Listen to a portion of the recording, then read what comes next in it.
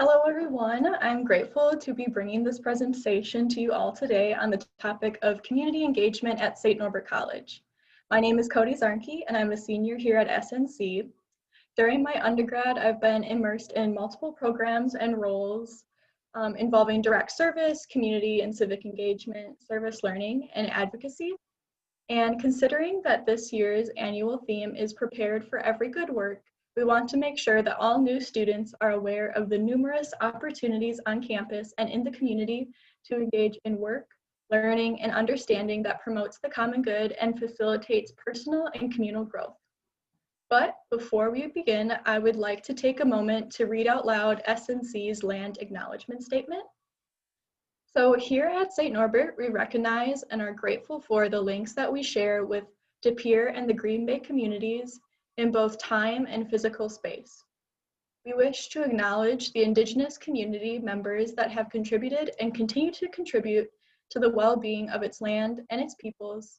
So therefore, in the spirit of the Norbertine value of stabilitas loci, a deep commitment to the local community, we acknowledge this land as the ancestral home of the Menominee Nation, which holds historical, cultural, and sacred significance to the community. We acknowledge the living history and contributions of Indigenous communities that inhabited this land prior to the establishment of the St. Norbert College, as well as the sovereign Native American nations who continue to contribute to the flourishing of our communities. We want to go to the next slide, please.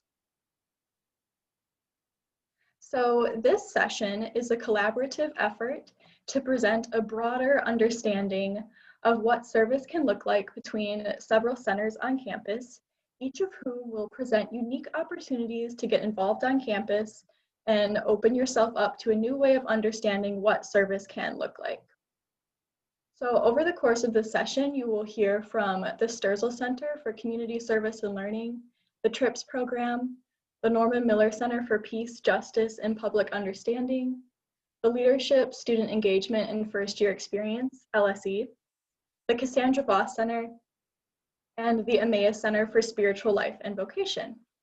And so some of the goals that we have for this session for you is to understand the difference between direct service, community engagement, civic engagement, activism, and philanthropy, to use the active citizen continuum as a framework for how one comes to view the community as a priority in our values and life choices, and to cultivate a broader understanding of the meaning of service in the context of one's worldview, identity, decisions, and actions.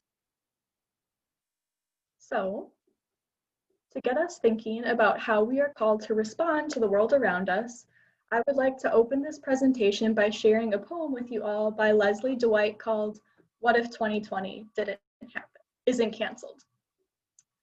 What if 2020 isn't canceled? What if 2020 is the year that we've been waiting for?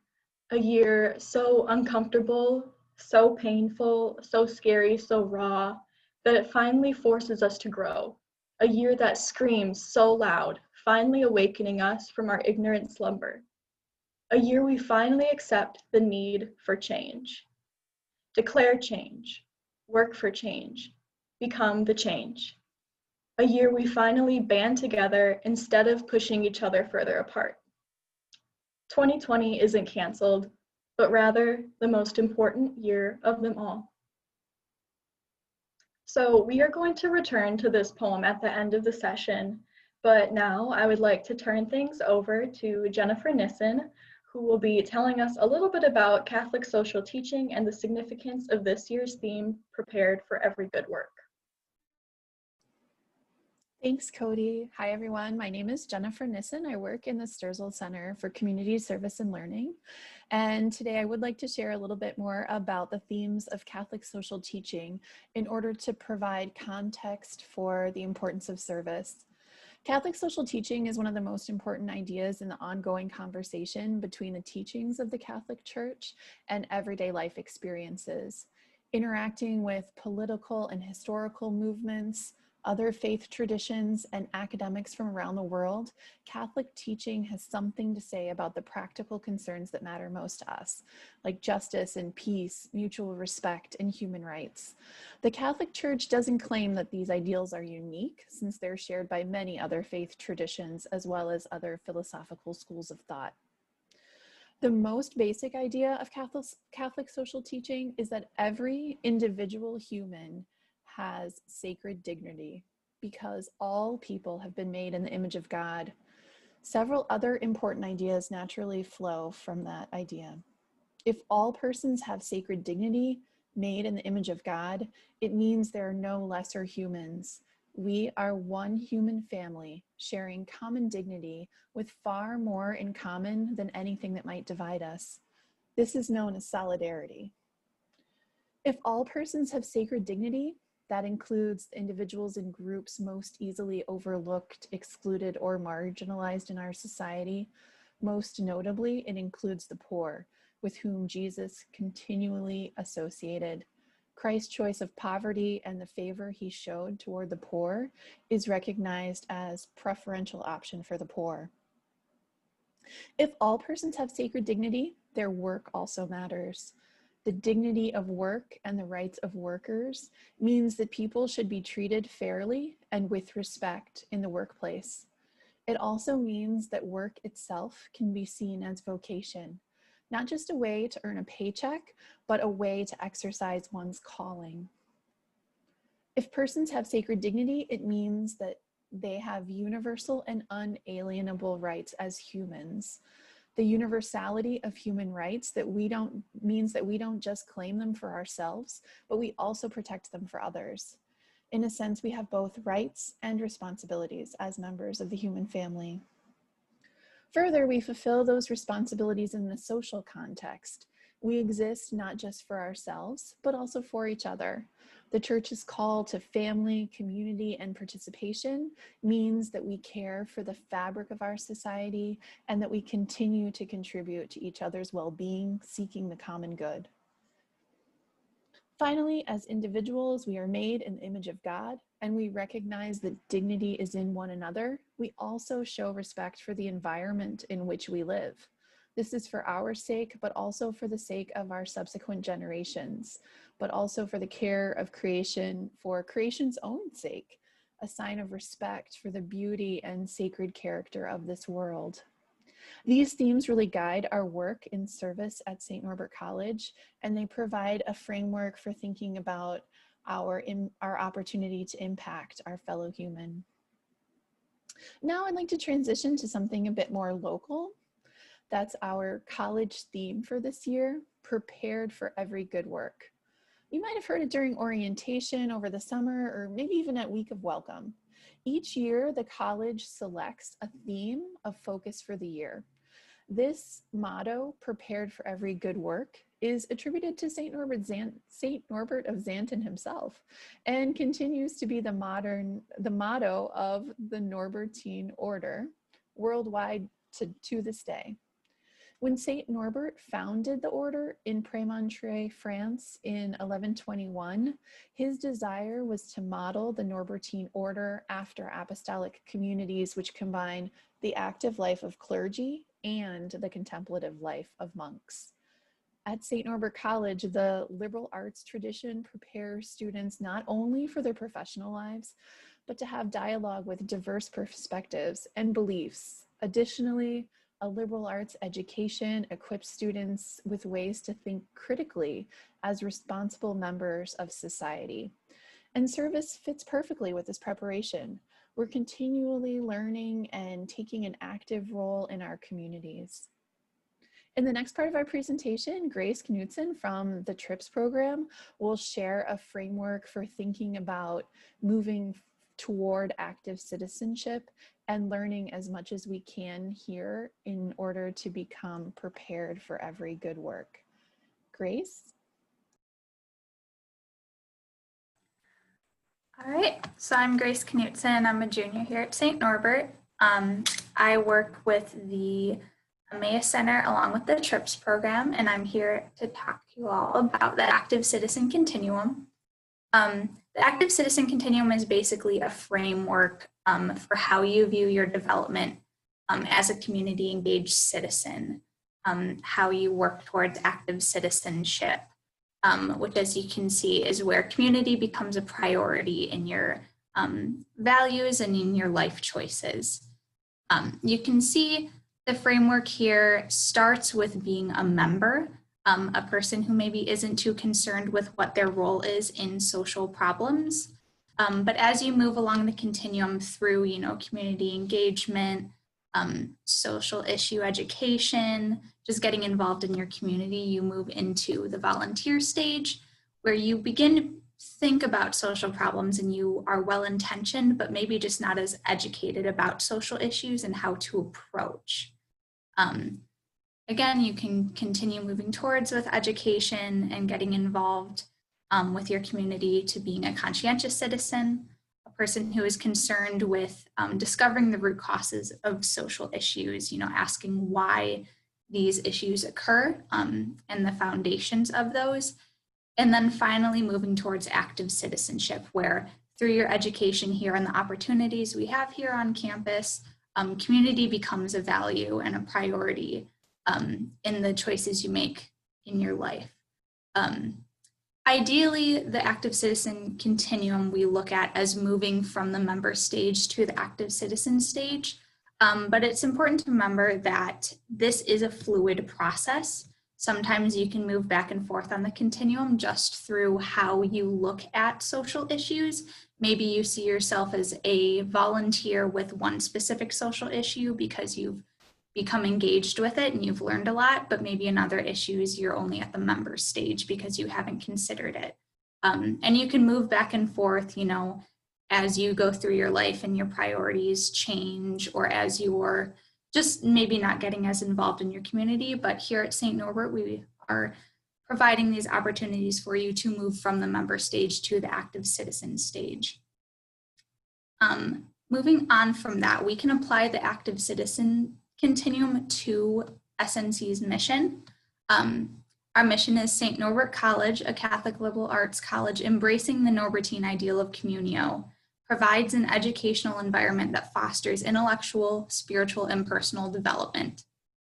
Picking apart the mission here, we can see where active citizenship sort of shines through. Thinking about the words in our mission that focus on communio and Norbertine ideals, we want to respond to the needs of our global and local communities. The deep sense of community is how we, as active citizens, want to be thinking, making that a priority, and our values reflective of how we participate and are engaged in our community. Along with, our educational environment fostering intellectual, spiritual, and personal development, basically the development of the whole person, and our liberal arts tradition calling us to think critically as responsible members of society. That's where we look at conscientious citizen and active citizen, where we're asking deep questions, figuring out root causes to become more engaged in our community. And finally, just the Catholic tradition of the college. We want to uphold the sacred dignity of all persons. So every member of our community and every human being has sacred dignity that we want to be keeping as a priority when we think about community and how we get engaged.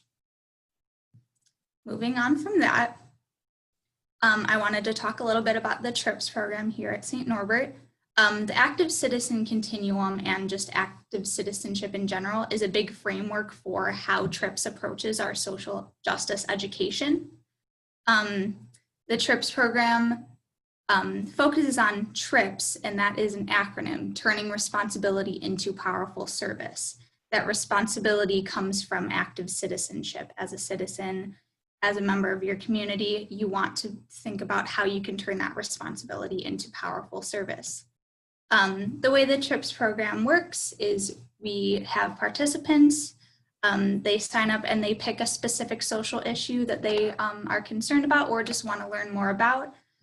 We put you guys into groups where you learn about your specific issue and just social justice education in general.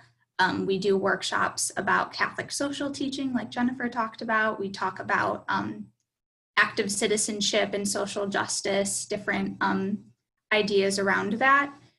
All of that education throughout the year leading and resulting into service, advocacy, or philanthropy, with the goal of bringing that service or philanthropy or advocacy back to your own community. So we bring you from the member stage to active citizen stage.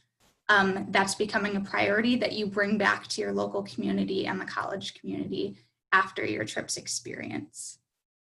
So yeah, up next is Nancy from the Sturzel Center.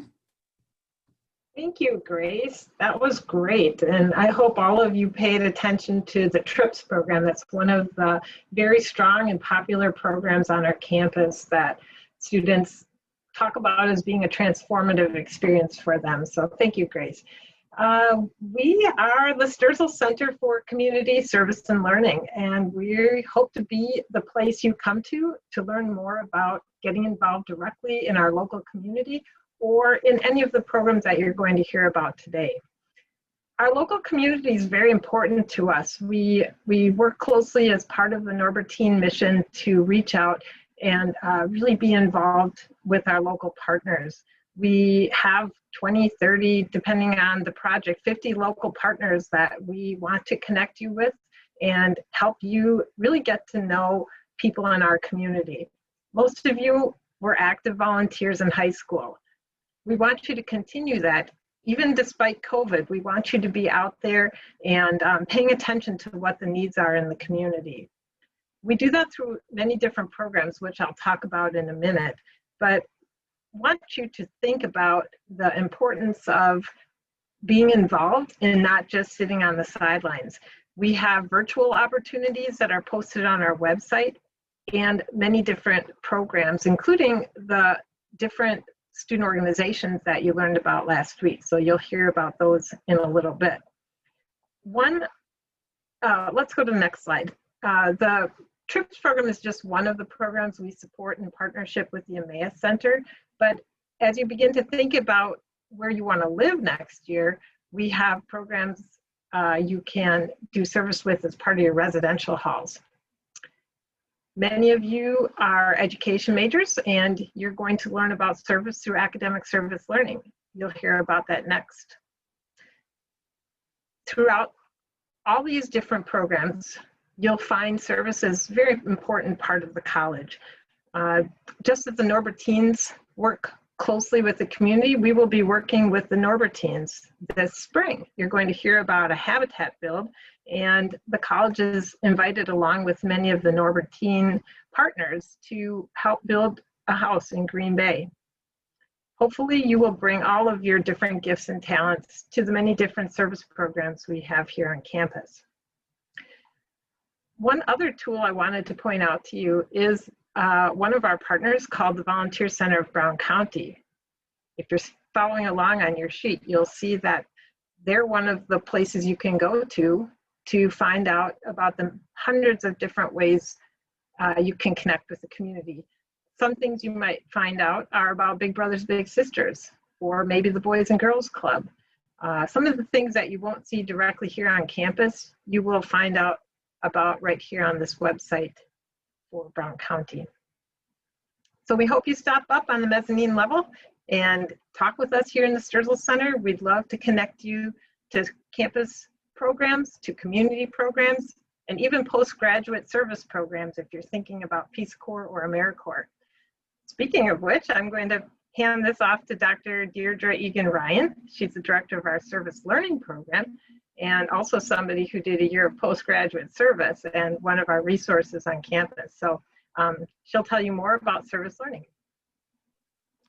Thanks, Nancy. Hello, everyone. I'm so happy to be here. I'd like to tell you a little bit about, from the perspective of academics, how your interest in service or community engagement can blossom in your classwork as well at the college. My position at the college is I'm an English professor, and I teach American Studies and Women's and Gender Studies. But I also help direct a program called Academic Service Learning, where I help faculty develop courses that engage in the community beyond the college. We have lots of exciting offerings to give you here at the college, but I wanted to tell you a little bit about why we do this. Much of it piggybacks on what some of the other folks have already spoken about today. So Grace talked a little bit about the active citizenship continuum and the TRIPS program that does such a great job of embedding service beyond campus with active reflection and sort of moving us along to the active citizenship continuum. I think of our community engaged courses as a way to get to embed all of that information and learning with a long-term, over the course of a semester, ability to be out in the community. So what it does is it helps us foster our understanding of social issues by helping us deeply ask those deep questions that Grace referred to and thinking about those root causes about why these social issues are with us and why they unfortunately remain with us. The idea is that if you combine all the work you're doing on campus and in your classes, you will be those advocates that help those social issues change and maybe go away over the course of time, right? That's what we want to do. We don't want to keep staffing soup kitchens. We want to get rid of them so that people are taken care of in the way that they should be. And you are the next generation that will help do that with your intellect, with your ability to write, with your ability to advocate for others, right? So that's what we're doing in the classes. We're partnering with all of the other active citizenship that's going on campus. One of the reasons that this is important that it happens in a classroom or within an academic setting is what it allows us in a 15-week semester to really deepen that reflection. It can also help you with applied knowledge, right? In a classroom, you're thinking a lot about theory, right? And the theoretical reasons why things happen. But when you go out to that shelter and you see what's going on, you understand that poverty is intractable, right? It's a very difficult social issue, but it helps you think about it in a realistic way so that you can put your skills that you're honing in the classroom to work for the greater good. Another thing is it helps you with the relevance of your major and even helps you, and Becky Lottie later on will speak about vocation and sort of purpose and meaning in the work that we do on campus. I'll let her do that, but community engagement helps you think about why is it that I'm doing the work that I'm doing? Why am I majoring in what I'm majoring in? What kind of careers can I do? What kind of person will I be out in the world beyond St. Norbert? We care about this as faculty and staff and students together in this community. And these kinds of courses help you discern all of those things, helps you understand the relevance of what you're studying, and helps you discern sort of how you can apply that work. So academic service learning, sort of to think about defining it, is that it's something that combines both the academic and the civic learning that we are so committed to through our Catholic social teaching and our mission here at the college. It allows us to put our values into action and yet do it in the context of knowledge and purpose. And so the three criteria, so courses that you'll find, and in a minute I'll help you see where you can look for these courses. The courses that you'll see have sort of three criteria, right? And they're listed on our slide here. That the service is relevant and meaningful, meaning that the groups that we partner with, we call them our community partners out in the world beyond the college, out in Green Bay and sometimes elsewhere if we have remote service. Those partners help us educate ourselves, but we're also doing a real service, that what we're doing is needed. It's a two-way street. So we're enhancing our academic learning at the same time that we're doing good work in the world, right, that is needed and asked for. And that all partners bring different assets to the table for this work, that we're not just serving the needy, we're actually all bringing our variety of assets to help solve social issues. And that therefore this is purposeful civic learning. A couple of the courses I just wanted to highlight real quickly coming up. We have a course in philosophy on the foster care system, for example. And our professors are thinking really creatively now in a time of COVID about how we do those things remotely. For example, that course is partnering with a foster care system in Milwaukee, and they're doing it remotely, right? We have a Spanish professor working on conversation partners in Spain, but also at a local grammar school, right? And so many of the things that we're doing, we have another course on art in a democratic society that's thinking about how do we do advertisements to get out the vote, for example, and how do art students participate in that, right? We've got another course in psychology on adulthood and aging, and she partners with local community agencies. So some of the work can be virtual, some of the work, ideally our work is in person. In a time of COVID, we've been creative about how we can do that. I teach a course called The Literature of Service, where we think about service from the perspective of authors who write about the worlds that they come from, and our students are out in the community doing good work in various social service agencies, shelters, day centers for women, etc. Right? We have a great course called Women in the Bible, another course on the Holocaust. All of these work with migrants, with immigrants. We work with women in unsafe situations to help them get to more safe situations. These are all the applied ways in which your courses can have relevance and meaning. So briefly, I will show you how to find these on the timetable. So when you're looking at for your courses, when you do your advisement coming up here in the next couple of months, you'll want to go to the course timetable and you can search for this attribute. It's located here. It's community engagement service learning is sort of shorthand for it. And you can see all of the courses that are up in a given semester, for example, that you might be interested in. The other place you can find it is on our Sturgill Center webpage. We have all of our courses listed. You will note that not every course is offered every semester, and that there are certain ones in rotation different semesters. They're all across the college. We have a physics professor teaching, history professors all over the college. So you might find something that interests you. So good luck, thank you. And I get to pass this on now to some of my colleagues who are going to talk a little bit about what you can do today or now, focusing on direct service and philanthropy and activism. Thank you. Hello, thank you so much. So my name is Jessica Horton. I'm the Assistant Director for Leadership, Student Engagement, and the First Year Experience here.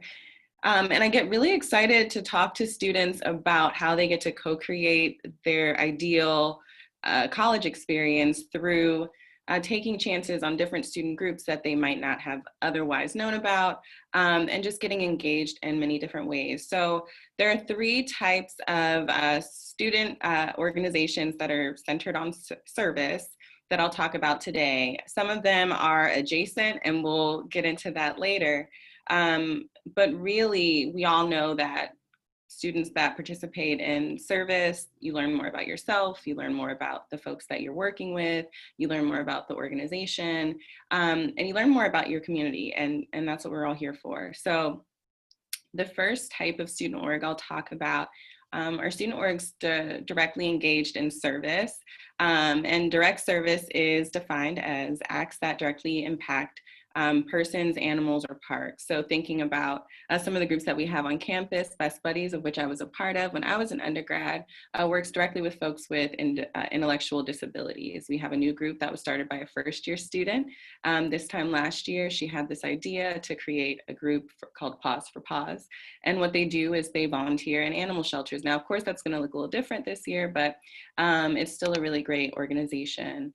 So spending time advocating is another form of service, but I want to talk about philanthropy. So philanthropy is the desire to promote welfare of others, expressed especially by the generous donation of your time, your talent, or your treasures. So typically we think about philanthropy in terms of money, but you can donate your skills or your expertise in many different areas.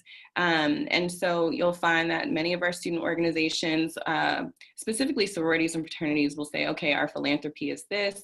That's just an organization that they are committed to supporting financially through fundraisers and things of that nature. But we have many student organizations on campus that will do that work on a day-to-day basis, like Colleges Against Cancer. Dance Marathon is a very popular one, and also Wish Makers. So the last one I will talk about is are some of our advocacy groups. These also, so they're advocacy, and they're also advocacy adjacent, because I think some of them really also function as like communal spaces for like-minded individuals. So these are not just focused on advocacy, but they are advocacy adjacent, and they work toward creating a better place for all of us here. So these groups are centered on advocacy, which is defined as changing policy systems, laws, or rules that impact the lives of others. You'll also find that Student Government Association is involved in a lot of advocacy work. And honestly, I think one of the best pieces of advice I ever got in college was that students have a lot of power. You have the power to create the change that you want to see. As corny as it sounds, it's absolutely true. And so as large as changing curriculum requirements to making sure that there's less waste in the dining hall, which we don't have a problem with that here, but there are lots of things that you can do by being involved with these student organizations to create your most preferred experience. And so reach out to these different groups, go, where your heart goes, but also I want to challenge you to think about ways in which you want to grow and stretch and go beyond your comfort zone. There's no growth in your comfort zone. So make sure that you're kind of exploring all of these opportunities, because there's no other time that you'll be able to have this much access to this breadth of student organizations and organizations at your fingertips. And make sure you're on Raptor, checking them all out. They've been posting a whole lot. I was on there yesterday. And so thank you so much. And next up, we'll talk with Dr. Billy Karinko, and he's going to share about the program offerings from the CVC. Thanks, Jessica. Yeah, my name is Billy Karinko, and I am really grateful to be the director of the Cassandra Voss Center. We are a center that is committed to transformative thinking for a just world, and we do programming around issues related to gender and race and sexuality and sort of identity more broadly. And we're really guided by 4 core values, and that we do work, we do work that is scholarship driven, work that is welcoming, innovative, and our 4th core value is we want to do work that is fun, because we believe that having difficult conversations, by definition is hard. And so we want to create spaces that people want to be in and want to engage in difficult conversations. Every year we have an annual theme, and this year's theme is Anthem, Sound Resilience During Hard Times. And so this year of programming is really going to focus on issues related to music and the way it's been a sustaining force for social movements throughout history, and how music and sound can be a really powerful site to examine issues related to identity. One such example of a program tied to our Anthem theme is on October 15th. We're really, really grateful to be having, albeit virtually, Kevin Powell. He is an author of an incredible number of books, is currently writing a book, biography of Tupac Shakur, and he does amazing work thinking about the history of hip hop and Black masculinity. He was a former senior writer for Vibe magazine and just does really incredible work. And so he's going to be virtually coming to the center on October 15th. And also the week before that, we're really grateful to have Nalo Zidane, who does great work with this organization called Black Girl Masculine. And she's going to be presenting during the early October coming out week that's going to be having a series of events throughout campus. But the last thing I want to share with you all is a program that I'm really, really, really excited to engage students in this fall. And that is our 6-week virtual anti-racism workshop, which is a collaboration between the St. Norbert College Cassandra Voss Center and the Privilege Institute, which is a national organization who have been doing amazing work around anti-racism for over 2 decades. And we have partnered with them to create a 6-week workshop where for 1 hour a week, we're going to be meeting on Wednesday evenings from 7 to 8 p.m., starting on October 7th and going through November 11th, where we're going to engage in issues related to racism and thinking about ways in which you can be more actively anti-racist in your everyday lives. And so we're really excited for that. And one of the cool things about this program is it's also going to be an opportunity for students at St. Norbert to also interact with students at Marquette University. This is a collaborative program where students both at St. Norbert and at Marquette are going to be able to gather together and deal with, and engage in really difficult conversations. But we're really excited about this workshop. So please visit the Cassandra Voss Center website to register. There's limited space, so I really encourage you to sign up as soon as possible. And also be sure to follow the Cassandra Voss Center on Facebook and Instagram. We have a lot of content about upcoming programs and things there. But I'm going to throw it over to Cody, who's going to talk to you a little bit about the work of the Norman Miller Center. Thank you, Billy. I'm super excited to participate in that anti-racism workshop this semester. So Hello again, everyone. One of my roles on campus is as a community organizer at the Norman Miller Center for Peace, Justice, and Public Understanding. And this semester, we are putting tons of our energy into voter engagement and preparing for the November 3rd presidential election. And so this semester, it is our goal to get every first-year student registered to vote and applied for an absentee ballot. So you might be wondering, how does voting play into a presentation on service? And I think that voting serves as a concrete act of service for the way that it intersects with civic engagement and civic responsibility. So like all of the other examples of service and engagement that have been presented so far, civic responsibility is integrally connected to advancing and working toward the common good because it is defined by active participation in the public life of a community in a way that is informed, committed, and constructive. So participation in voting is a way of being responsible for one's community. And a vote is essentially your voice saying what you believe in is important for the flourishing of yourself and your community. So it's your say in the future that you want for yourself and future generations. So you can see on the side, like when you vote, you're choosing a leader that you want to represent you and those around you. You're choosing how you want your taxes to be spent. You're choosing the change that you want to see implemented at the local and federal level. And you are choosing to participate in a process that for many people for many years have fought for. So if we want to move on to the next slide, your vote matters. Some people question that, but I think voting is essential to the health of our community and our society. And so while voting matters to, like I said, the health of the American political system, voting most importantly matters to the people who participate in it and who are directly affected by its outcomes. So therefore, participating in one's civic duty to vote, to vote your values is an essential act of service through which we can voice the needs of our communities and claim a stake in the decisions that affect us and our livelihoods.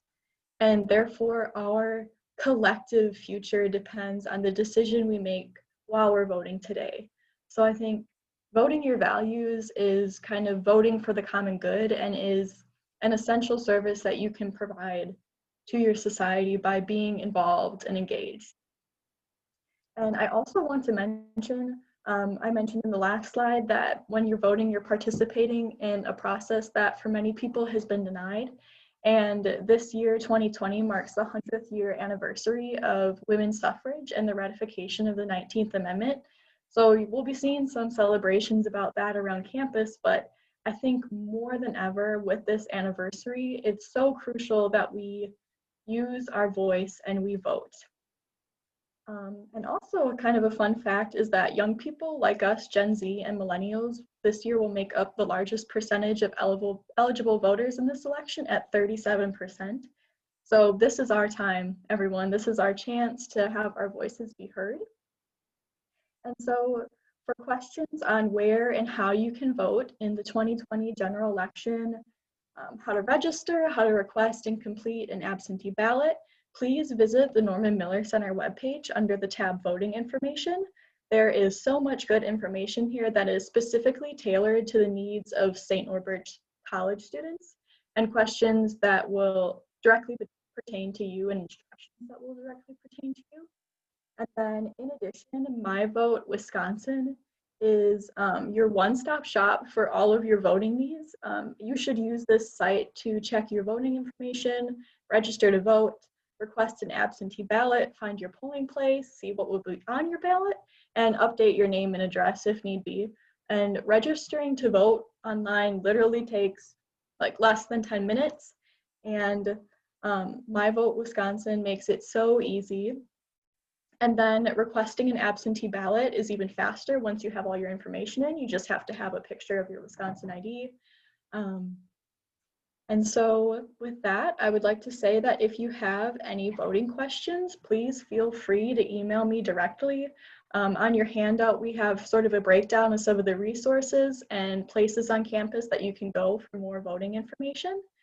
And now I'm going to pass it on to Becky Lottie of the Emmaus Center, who will enlighten us on vocation and what it means to live meaningful lives. Thank you, Cody. Good afternoon, everyone.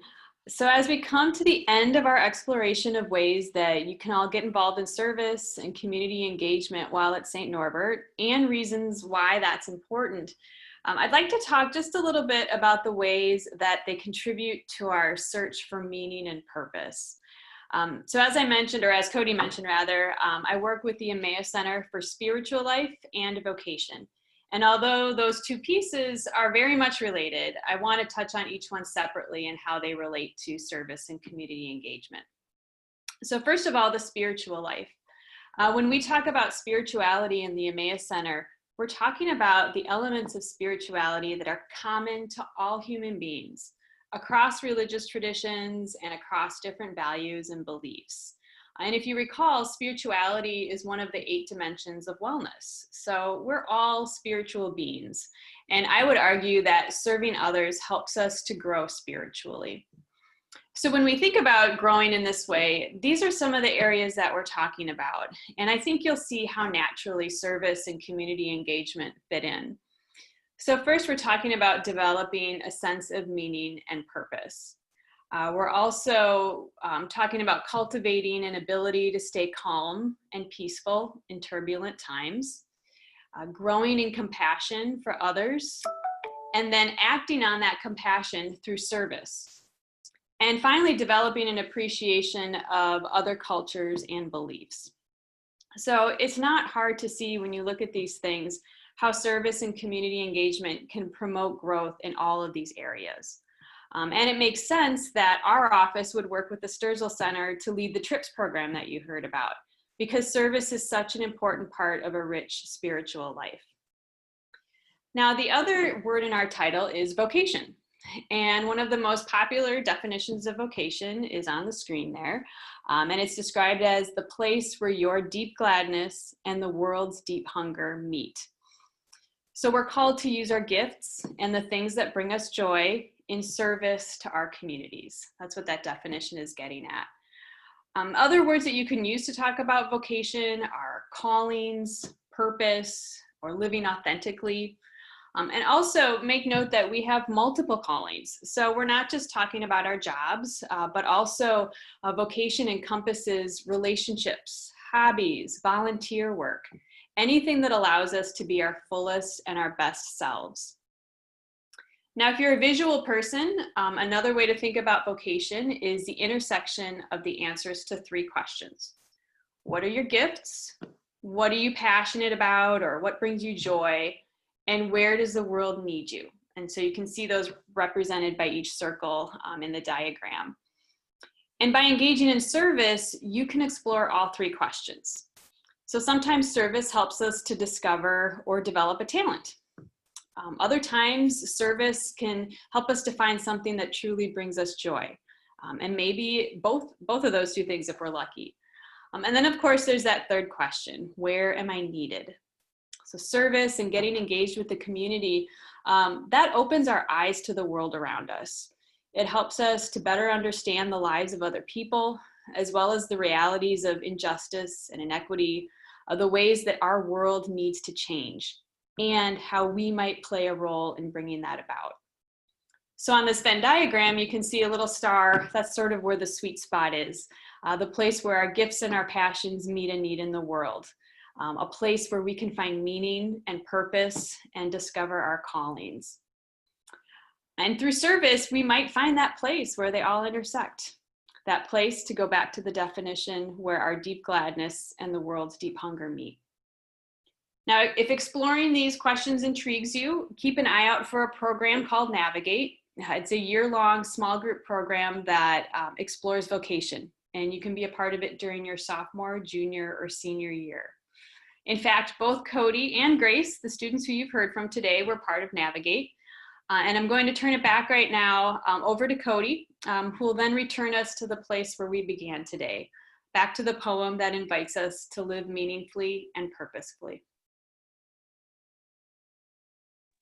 Thank you so much, Becky. So before we close this session, I would like us all to return to the poem, What If 2020 Isn't Canceled, that I read at our start together.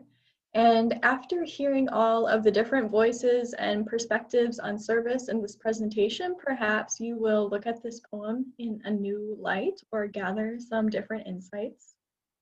So I'll begin. What if 2020 isn't canceled? What if 2020 is the year that we've been waiting for? A year so uncomfortable, so painful, so scary, so raw, that it finally forces us to grow. A year that screams so loud, finally awakening us from our ignorant slumber. A year we finally accept the need for change. Declare change, work for change, become the change. A year we finally band together instead of pushing each other further apart. 2020 isn't canceled, but rather the most important year of them all. With that, I thank you all for your time and your attention, and I hope that you find meaningful ways to connect to the local and global community during your time at St. Norbert. Bye.